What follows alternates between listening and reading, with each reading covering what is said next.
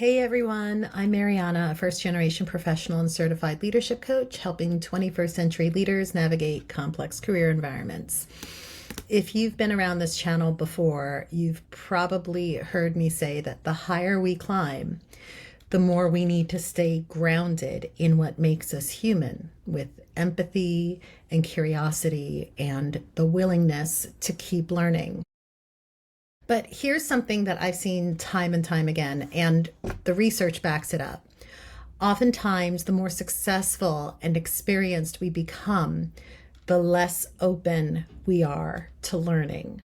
Even if we've been doing the work of being more human-centered in our relational power and approach, the very thing that got us here, the self-awareness, the reflection, and the growth, can start to stall the more we advance.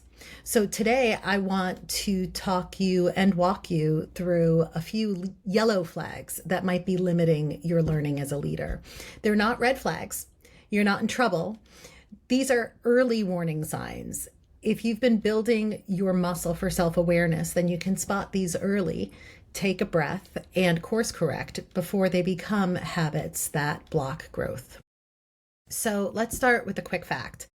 MIT researchers, along with others from Harvard and Columbia, have found that as people gain more power, they tend to lose some of their ability to take another person's perspective. They literally become less accurate at reading emotions and less likely to empathize with those beyond their immediate circle. And William Dugan, who's a professor at Columbia and author of the book Strategic Intuition, says one way of explaining this is through the phenomenon of expert intuition. We become so confident in what we believe we know that we can make snap assessments without stopping to consider what we don't know or what we might be missing. So if you're serious about being a human-centered leader, this matters. So the first yellow flag is judging others too quickly. You might catch yourself thinking, oh, I've talked to her, she's just lazy, or, it's obvious they don't care, or he just doesn't want to listen. When we do this, we're not analyzing behavior, we're assigning motives. And that judgment closes off curiosity. It stops us from asking what's really going on for this person. I also encourage clients to notice when this tendency shows up. What are the circumstances or situations where you're more likely to take this perspective? And I usually remind clients that we often tend to borrow behaviors we've observed from others when we're stressed or overwhelmed. So what can that tell you about where the thought process is coming from? How did you feel when you were on the receiving end of a seemingly judgmental supervisor? So here's a small practice that I use with clients. When you catch yourself judging, pause and finish this sentence. When I judged blank, I assumed blank. And then flip it. So what if I asked instead, help me understand what's going on for you? So by recognizing the behavior that you're judging and making the connection to what you're assuming based on that behavior, it gives you the lens to be able to reverse it and instead get curious and say, help me understand what's happening here. That tiny shift reopens your learning mindset and often reveals what you couldn't see before. So the second yellow flag is assuming you're a kingmaker. You've built a great career, you've made sound decisions, you've earned credibility, and sometimes that success can start to whisper, because I figured it out, I must know what's best for others too. And that's a trap. When we play kingmaker, we stop listening and we start projecting. And we assume that others want the same things we did in the same ways. And it's usually coming from a good place. But their context and motivations and constraints are different. So if you find yourself falling into that mindset, try this. When someone asks for your advice, again, start with curiosity. Ask them, what do you want to build? What do you care most about right now? Then share your insights as possibilities, not prescriptions.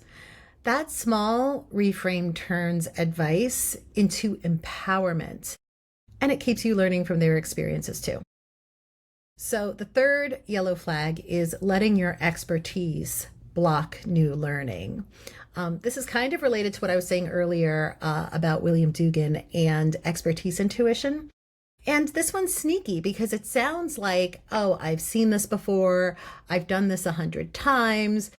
There's nothing that can surprise me at this point. And here's the irony. Expertise is supposed to make us wise, but not closed-minded.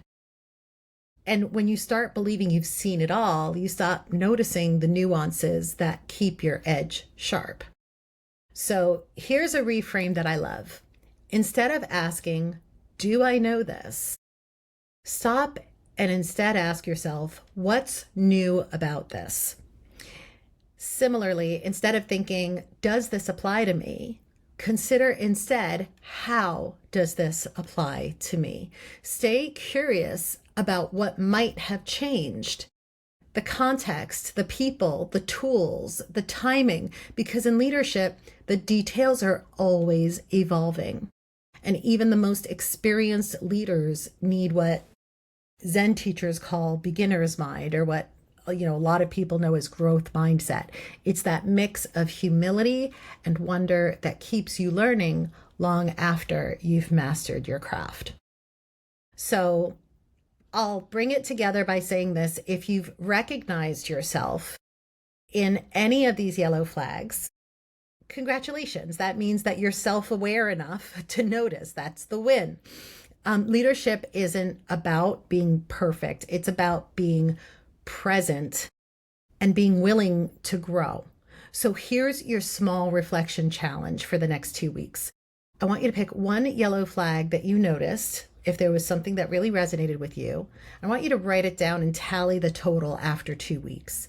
And if you find that the yellow flag is a repeating behavior, i.e., it happened more than once, ask yourself, what's one small thing I can do differently next time? Maybe it's pausing before you label someone and getting curious about your own motives. Maybe it's asking one more question before giving somebody advice, or opening with a question instead of a solution. Maybe it's just staying open to being surprised, because the moment you stop learning is the moment your leadership stops evolving. So thank you so much for spending a few minutes with me today. If this, spoke to you, hit like, share it with a colleague who's as committed to growth as you are, and subscribe so you don't miss the next video. So next time, I'm going to explore the single leadership superpower that changes your presence from inspirational to aspirational. Thanks for hanging out. See you soon.